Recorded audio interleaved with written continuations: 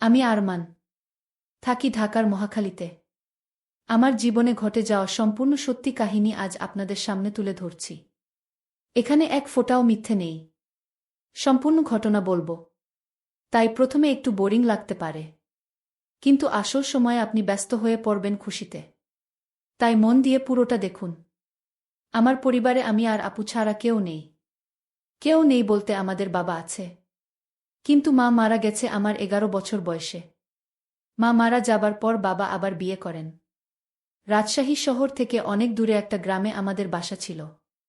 বাবার বিয়ে আমাদের ভালো লাগেনি, তাই তখনই আপু আমায় নিয়ে ঢাকা চলে আসে। আপু একটি প্রাইভেট হাসপাতালে একজন ডক্টর।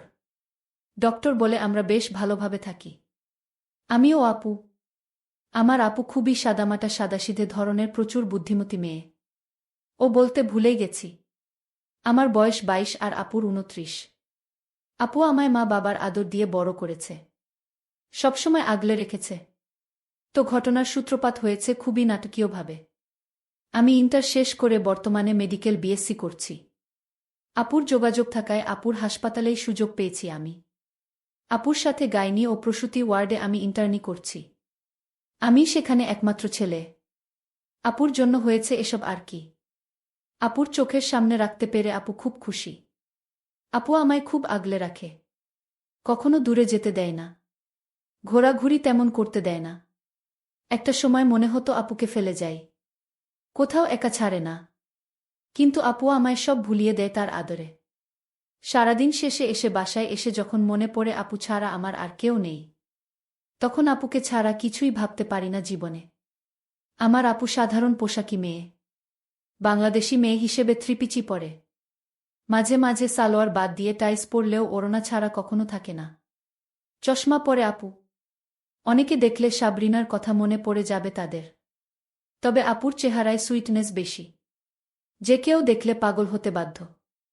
আপু বেশি টাইট ড্রেস না পরলেও তাকে সুন্দর লাগে প্রচণ্ড।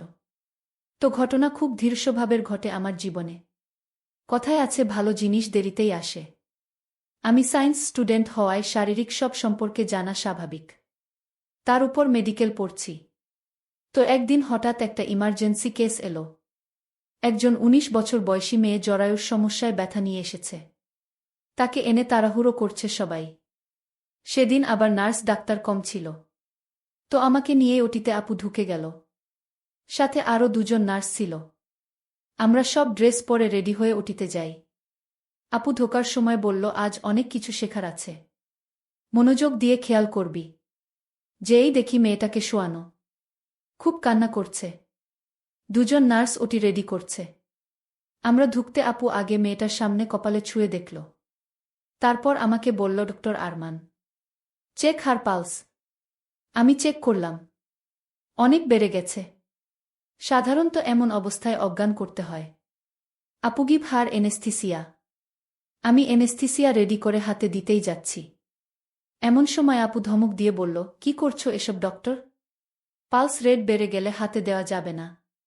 Do it on her hip. আমি হা করে তাকিয়ে আছি আপুর দিকে। মেয়ে মানুষ, আমি কি করে দিব ভাবছি।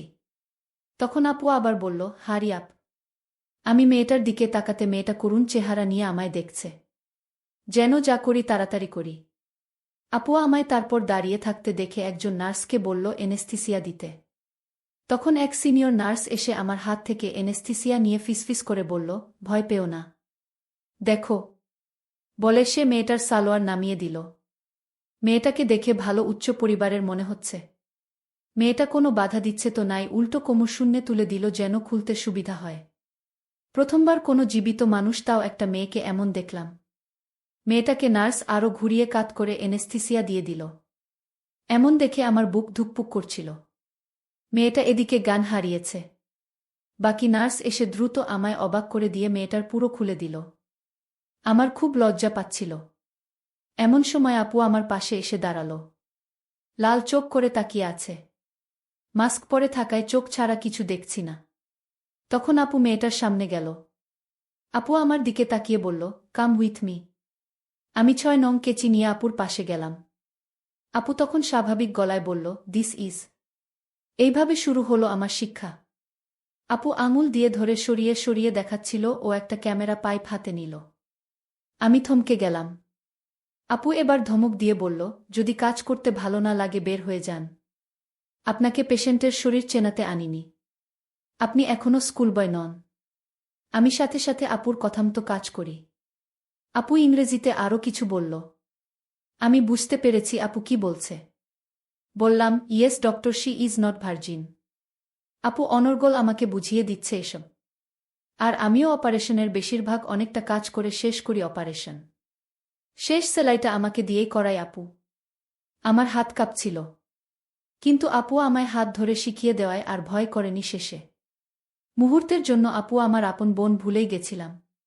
শেষ করতেই নার্সেরা পরিষ্কার করে পেশেন্টের এপ্রন পরিয়ে দিল। আমিও প্রথমবার এসব দেখলাম। আপু আর আমি মেয়েটার বিষয়ে মেডিকালি কথা বলতে বলতে বের হলাম ওটি থেকে। তখন মেয়েটার সামনে বাবা মা এলো। আপু খুব শান্তভাবে তাদের বুঝিয়ে বলল, সব ঠিক আছে। ওর অপারেশন সাকসেসফুল। তবে ওকে রিকভারি করতে 2 মাস সময় লাগবে। এখানে ভর্তি থাকতে হবে। এরপর সুস্থ। মেয়ের মা বলল, ওর কোনো সমস্যা নেই তো? আপু, না। তবে ওর ইনফেকশনের কারণে ওর ভার্জিনিটি অনেক আগেই নষ্ট হয়ে গেছে। খুব ভালো মেয়ে ও। ভাগ্য ভালো সামান্যতে সেরেছে। নয়তো এমন কেসে ক্যান্সার হয়ে যায়। আপনারা খুব দ্রুত বিয়ের ব্যবস্থা করবেন। ওনারা আশ্বাস পেল একথা শুনে। তবে আমি বুঝলাম আপু ওর ভার্জিনিটি নিয়ে মিথ্যে কেন বলল। সেদিন কাজ শেষে বাসায় ঢুকেই আপু বলল, জলদি ফ্রেশ হয়ে আয় খেতে। আমি মনে মনে ভয় পাচ্ছিলাম। গোসলে ঢুকলাম। গোসল শেষ করে আমি বের হয়ে ড্রেস পরি। তো সেদিন তাই করি। বের হতেই সামনে আপু। আমরা দুজনেই কয়েক সেকেন্ড হয়ে দাঁড়িয়ে আছি। হঠাৎ সম্বিত ফিরতেই তোয়ালে দিয়ে ঢাকলাম ও আপু হুট করে পিছন ফিরে বিষয়টা চাপা দিতে বলল, এত সময় লাগে গোসল করতে?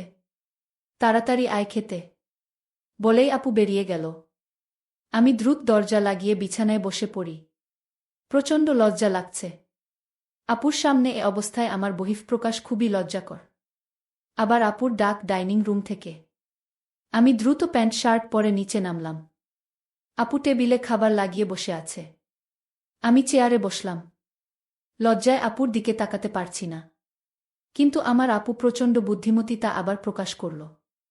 এই বিষয়টা ভোলাতে বলল, ওটিতে এমন খামখেয়ালি হলে সমস্যা হবে। এমন করলে চলবে না। আজ এমন করলি কেন বলতো? আমি কোনো কথা বলছি না ভয়ে। আপু, একটা কথা জিজ্ঞেস করছি। আমি সরি আপু। আগে কখনো ওটিতে ঢুকিনি। তার উপর প্রথমবার কোনো মেয়েকে। বলেই চুপ করে গেলাম। আপু কিচ্ছুক্ষণ চুপ থেকে বলল, শোন, আমার দিকে তাকা। আমি তাকালে আপু খুবই স্নেহময় হয়ে বলল, শোন, পেশেন্ট কখনো ছেলে বা মেয়ে হয় না। যখন তুই ডাক্তার তখন তোর সামনে জাস্ট একটা বডি। তখন তা তোর উপর ভরসা করা একটা বডি। তুই অন্য কিছু না ভেবে কাজে মন দে। আরও অনেক কিছু আপু বুঝিয়ে দিল। সব কথা শেষে বলল, কোনো প্রশ্ন আছে? আমি, যদি কিছু মনে না করো তাহলে একটা কথা বলি। আপু, হুম বল। আমি মেয়েটার বাবা মাকে মিথ্যে কেন বললে আপু? আপু মুচকি হেসে বলল, মেয়েটা প্রচণ্ড ভয়ে ছিল। এমনিতেই জরায়ুর মতো বড় সমস্যা। তার উপর যদি এই সত্যিটা সামনে আসতো তাহলে খুব খারাপ হতো ওর জীবনে। একটা মেয়ের কাছে ইজ্জত সবচেয়ে জরুরি। আর ইজ্জত হারালে জীবন থাকার মানে নেই। সমাজে অবহেলিত, বাবা মার অসম্মান, বিয়ে না হওয়া, আরও কত সমস্যা। কিন্তু এখন বিষয়টাকে অসুস্থতাজনিত করে দিয়েছি বলে ওর ভবিষ্যৎ আর ঝুঁকিতে পড়বে না। বুঝেছিস? আমি, জি আপু। আপু কয়েক মুহূর্ত তাকিয়ে রইল আমার দিকে। এরপর কয়েকদিন আমার মনে হলো আপুর মনটা খারাপ। প্রায় আমার দিকে তাকায় ও মনটা ভারী করে ফেলে। একবার আমি বললাম, আপু কি হয়েছে? তোমার মন খারাপ কেন?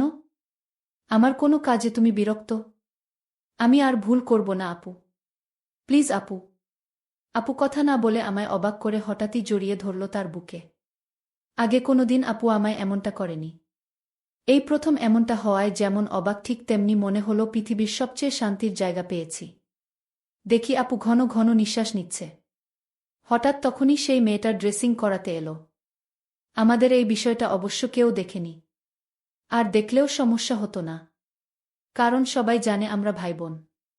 ভাইবোন জড়িয়ে ধরা স্বাভাবিক। কিন্তু আমি চমক থেকে সরতে পারছি না। আমরা ওটি রুমে যেতেই আপু বলল, ডক্টর আরমান, আজ আপনি ড্রেসিং করবেন। Prepare for dressing. আমি আপুকে আর কষ্ট দিতে চাই না বলে মন ঠান্ডা করে রেডি হয়ে শুরু করলাম। একদম প্রফেশনালি মেয়েটার সামনে গেলাম। মেয়েটা আপুর দিকে তাকালো। আপু বলল, he is a doctor. No problem. ডাক্তারের কাছে লুকানোর কিছু নেই। আপুর মন মতো কাজ করলাম ও একটা ভুলও করলাম না। সব শেষে মেয়েটা আপুকে বলল, ডক্টর, আপনার সাথে একটা গোপনীয় কথা ছিল। আপু, আমি জানি কি বলবে। রোগের কারণে বিষয়টা চাপা দেয়া গেছে। এমন অনৈতিক কাজ আর করো না। আর প্রোটেকশন ব্যবহার খুবই জরুরি। মেয়েটা আপুর হাত ধরে ধন্যবাদ জানালো। এরপর দিন মেয়েটার ড্রেসিং আমিই করিয়েছি। হঠাৎ মেয়েটার নজর খেয়াল করলাম সে আমায় দেখছে। আমি আপুকে বললাম, আমি আর মেয়েটার ড্রেসিং করতে চাই না। আপু, কেন? আমি এমনি। আপু শুনে খানিক বিরক্ত হয়ে আমার দিকে তাকিয়ে মুচকি হেসে বলল, আচ্ছা, আমি দেখছি। পরদিন থেকে আর মেয়েটার ড্রেসিং আমি করিনি। সাধারণত আমার ডিউটি ক্লাস সকাল 10টা থেকে। আপু আমার আগেই 8টায় যায়। তো হঠাৎ একদিন সকালে আমি হাসপাতালে গিয়ে আপুকে দেখে চমকে যাই। কারণ আপু আজ এক ভিন্ন নারী হয়ে আমার সামনে প্রকাশিত। আপু টাইট ফিটিং একটা সাদা 3 পিচ পরা, যার কামিজ আপুর সচরাচর পরা কামিজ থেকে অনেক টাইট। আর সাথে সাদা টাইট টাইস পরেছে। আপুকে দেখে কখনোই আমি খারাপ কিছু মনে আনিনি বা আসেওনি। কিন্তু হঠাৎ আপুকে এই লুকে দেখে বুকে অজানা এক তীব্র কৌতূহল হতে লাগল। কেন জানি না, শুধু আপুর দিকেই চোখ চলে যাচ্ছে আমার। আশেপাশে সবাই আপুকে নজরে চেখে চলেছে। পুরুষদের সামনে থাকার সময় আপুর ঝুঁকে আসার সময় বুকের দিকে তীক্ষ্ণ দৃষ্টি নিয়ে তাকায়। আমার এই বিষয়টা মোটেও ভালো লাগল না। মনটা খারাপ হয়ে গেল। বাসায় এসে আমি আপুর সাথে কথা না বলেই রুমে গিয়ে শুয়ে পড়ি। রাতে খেতে ডাকলে আমি কোনো কথা না বলে খেয়ে চলে আসি রুমে। এদিকে আপু এমনই ড্রেস নিয়মিত পরতে লাগল। আপুর প্রতি কারো খারাপ নজর আমায় কেমন একটা রাগী করে তুলে। জ্বলন হয় বুকে। এমন চলতে চলতে হঠাৎ একদিন দেখি আপু আমায় আরও অবাক করে দিল। আপু এত টাইট কামিজ ও টাইস পরেছে যে বিগত কয়দিন তা কিছুই ছিল না। আমার বুকে অজানা এক ভালোলাগা কাজ করছিল। বারবার আপুর দিকে চোখ যাচ্ছিল। আমি কয়েকবার মনকে বোঝাতে চেয়েছি যে আমার বোনকে এভাবে দেখা যাবে না। কিন্তু চোখ সরে না। কিন্তু অন্যরা এমন নজর দেয় আমার বুক ফেটে যায়। তাই আমি খুব কষ্ট পাই। তো সেদিন বাসায় আসার পর আমি খেয়ে রুমে চলে যাই। কিছুক্ষণ পর দরজায় নক করল। আমি দরজা খুলতেই আপু। আমি মাথা নিচু করে আছি। আপু, কিরে, কি হয়েছে তোর? আমি কোনো কথা বললাম না। আপু আমাকে নিয়ে বিছানায় বসালো ও পাশে বসল। আপু, সমস্যা কি? কদিন ধরে মনমরা মনে হচ্ছে। আমি কিছু না আপু। আপু, কিছু তো একটা হয়েছে। আপুকে বলবি না? আমি কেমন যেন ভয়হীন হয়ে বলতে লাগলাম। আমি তোমার দিকে সবাই কেমন খারাপভাবে তাকায়। আমার এটা ভালো লাগে না। আপু অনেকখানি বিস্মিত হয়ে বলল, মানে? আমি এই যে কদিন ধরে তুমি একটু ভিন্ন পোশাকে আছো। সবাই হাঁ করে তাকিয়ে থাকে খারাপ নজরে। আমার ভালো লাগে না। আপু মুচকি হেসে বলল, এটা তোর সমস্যা? কেন তোর এই ড্রেসে আমায় দেখতে বাজে লাগে? আমি না তো। আমি তো তা বলিনি আপু। তোমায় সব পোশাকেই দারুণ লাগে। কিন্তু হঠাৎ এমন দেখে আমার একটু অদ্ভুত লাগছে। আপু, তাহলে বাজে মেয়ে মনে হচ্ছে? আমি ছি। কি বলছো এসব আপু? তুমি আমার মা, বাবা, বোন, সবকিছু। তোমায় আমি বাজে কেন মনে করব? আর পোশাকের স্বাধীনতা সবার আছে। আমি শুধু। আপু আমার দিকে একটু এগিয়ে এসে গা ঘেঁষে বসল। হাতের উপর হাত রেখে বলল, শোন পাগল ছেলে, আমি জানি তুই আমায় খারাপ ভাবিস না। তোর মানসিকতা প্রশংসার যোগ্য। নারীদের সম্মান করিস দেখে ভালো লাগছে। শোন একটা কথা, যে যেভাবে তাকাক তাতে সমস্যা নেই।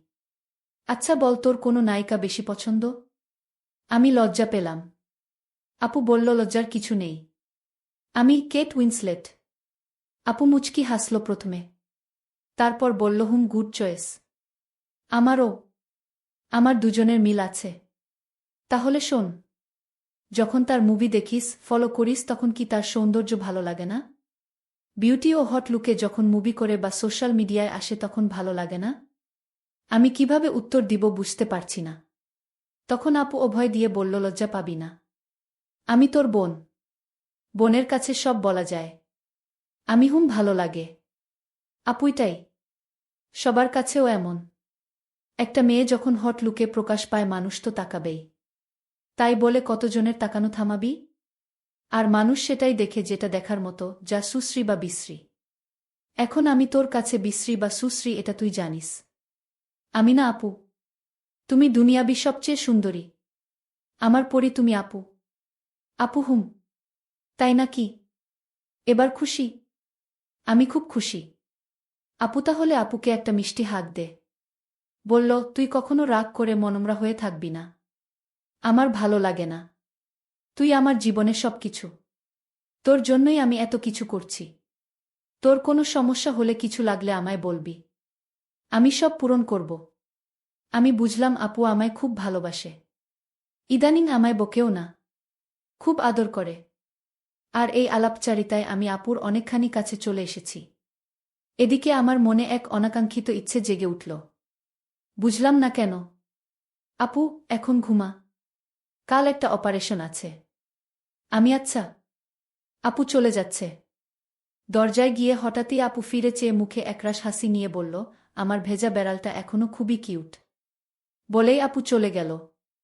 আমি বুঝলাম না ভেজা বেড়াল কেন বলল। হয়তো আদরে ডেকেছে। কিন্তু না, মনে হচ্ছে অন্য কিছু। আমি এটা নিয়ে চিন্তা করতে করতে পাগল। 1 ঘন্টা ধরে ভাবছি। ঘুম আসছে না। আপুকে জিজ্ঞেস না করলে ঘুম হবে না।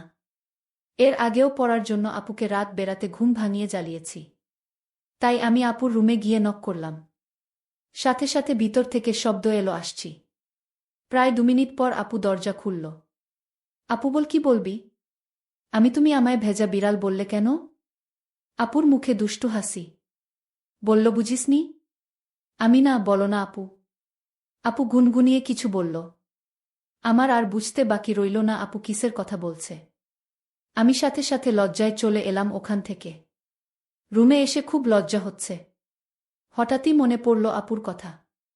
আপু এমন দরজার ওপারে মাথা বের করে কথা বলল কেন, এটা ভাবতে লাগলাম। খেয়াল হলো আপু হাত বের করে দিয়েছিল। আপু তো সবসময় হাতাওয়ালা কামিজ পরে। আপুর হাত তো খোলা ছিল। তার মানে আপু। বিষয়টা মাথায় আসতেই খুব উত্তেজিত হয়ে গেলাম। চোখের সামনে আপুর লুকায়িত একটা কিছু ভাসতে লাগল। আবার নিজেকে খারাপ মনে হলো, কি ভাবছি এসব নিজের বোনকে নিয়ে। সারাটা রাত ঘুমাতে পারছি না। হঠাৎ অনলাইনে ঘাটলাম বোনকে নিয়ে এসব চিন্তা আসছে কেন এমন ভেবে। মনে মনে আপুর প্রতি একটা পবিত্র ভালোবাসার আগ্রহ জন্মেছে। কি করব বুঝতে পারছি না। নানান চিন্তা করতে করতে ঘুমিয়ে গেলাম। পরদিন সকালে ঘুম থেকে উঠে টেবিলে রাখা খাবার খেয়ে নিলাম, যা প্রতিদিন আপু তৈরি করে রেখে যায়। আমাকে কখনো জাগায় না আপু এত সকালে। হাসপাতালে গিয়ে আপুকে খুঁজতে লাগলাম শুধু। দেখতে খুব ইচ্ছে করছে। অন্য রোগীদের নিয়ে কাজ করছি, তখন হঠাৎ একজন নার্স এসে বলল, ডক্টর সুমনা আপনাকে অপারেশন থিয়েটারে যেতে বলেছেন। আমি অপারেশন গাউন পিপি পরে চলে গেলাম। দেখি আপু ও অন্যান্য নার্স। আজকের রোগী একজন 30 বছরের মহিলা, যার কোনো বেবি হচ্ছে না। তাই অপারেশন। আমাকে দেখেই আপু মুচকি হাসল, তা মাস্কের নিচেও বোঝা যাচ্ছে। আপু, গিভ হার এনেস্থিসিয়া। মহিলার দিকে তখন ভালো করে তাকালাম। সুন্দর বললেও কম হবে। আপুর বাইরে এমন সুন্দর খুব বেশি দেখিনি। যেহেতু প্রাইভেট হাসপাতাল, তাই এখানে বেশিরভাগ বড়লোকের আগমন। তাই যারা আসে তারা মডার্ন হয়। তাকে ঘুরিয়ে এনেস্থিসিয়া দিলাম। কিন্তু ঠিকমতো দেওয়া হলো না। আপু তবুও আজ কিছু বলল না। আগেও অনেকবার শিখিয়েছে আপু, এ পর্যন্ত প্রায় 25 জনকে দিয়ে। আমি অবাক হলাম বকা না খেয়ে। আজও আপু হাতে ধরে আমায় নিয়ে সকল কাজ শেষ করল। সেদিন বাসায় গিয়ে রাতে খাবার টেবিলে একটু ভয়ে ছিলাম, যদি আবার বকা দেয়। খেয়ে উপরে আসছি, তখন আপু বলল, 10 মিনিট পর আমার রুমে আসিস। আপুর কণ্ঠ ভারী মনে হলো না, কিন্তু কেমন একটা ভয় কাজ করছে। আমি ঠিক সময়ে আপুর রুমে নক করলাম। আপু দরজা খুলতেই একটা ধাক্কা। আপুর ওড়না নেই। আপু, আয় ভিতরে আয়। দেখি আপুর বিছানায় একটা সিরিঞ্জ ও গ্লুকোজ টিউব। আমি, এগুলো কেন এখানে আপু? আপু, তোকে এতবার শিখিয়েও কোনো কাজ হচ্ছে না। আজ প্র্যাকটিস করবি। আমি কিসে প্র্যাকটিস করব? আপু আমায় অবাক করে দিয়ে বলল, আমি আছি না? আমার উপর ট্রাই করবি। আমি পাগল হয়ে গেলে নাকি? আমি পারব না। আমি তোমাকেও ব্যথা দিতে পারব না। আপু, না, আমার উপরেই করতে হবে। আমি আর কিছু বলতে পারলাম না ভয়ে। আমি আপুর হাতে দেওয়ার জন্য প্রস্তুতি নিচ্ছি। এমন সময় আপু বলল, আবার ভুল। আমি কেন, কি হয়েছে? আমি এখানে কেন? আমি না হলে কোথায়? আপু, এতদিনে শিখাতে হবে কেথায় দিতে হবে? কোমরে দিতে হবে। আমি এসব কি বলছো আপু? আমি তোমার গায়ে কেন হাত দিতে যাব? এক আপু বিছানা থেকে উঠে সব রেখে বলল, আচ্ছা তাহলে এরপর যেন আর ভুল না হয়। আপু কথাটা বলে সহজভাবে, কিন্তু একটা অসাফল্য প্রকাশ পেল কথায়। আমি রুমে গেলাম। আমার মনেও একটা আফসোস হলো। আপুকে এত ভালো লাগে। এমন একটা সুযোগ পেয়েও আমি মিস করলাম যেখানে আপু নিজেই সব সুযোগ করে দিচ্ছিল। পরদিন হাসপাতালে গিয়ে আপুর চেহারাটা একটু মলিন লাগছিল। একটা পেশেন্ট দেখছিলাম আমরা। হঠাৎ আপু অজ্ঞান হয়ে গেল। আমরা দ্রুত ইমার্জেন্সি ওয়ার্ডে নিয়ে প্রাথমিক চিকিৎসা দিলাম।